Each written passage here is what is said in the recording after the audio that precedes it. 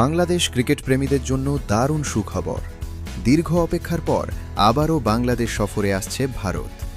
দুই চিরপ্রতিদ্বন্দ্বীর মধ্যে হতে যাচ্ছে ৬ ম্যাচের জমজমাট সিরিজ। কবে, কোথায় আর কি থাকছে এই সফরে, চলুন জেনে নেওয়া যাক বিস্তারিত।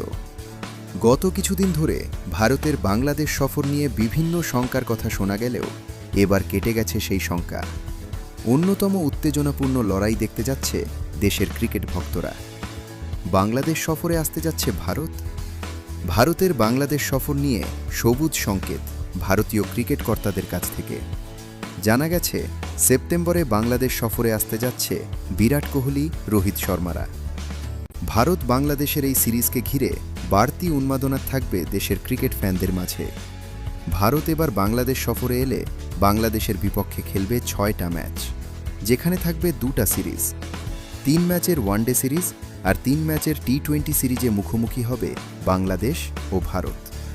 ভারত বাংলাদেশের এই ম্যাচটি হতে পারে ঢাকার মিরপুর ও চট্টগ্রামে।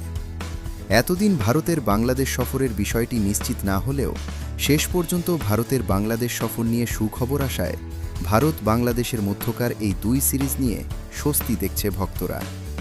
বাংলাদেশ বনাম ভারতের লড়াই মানেই বাড়তি উত্তেজনা, রোমাঞ্চ আর কোটি ভক্তের চোখ টেলিভিশনের পর্দায়।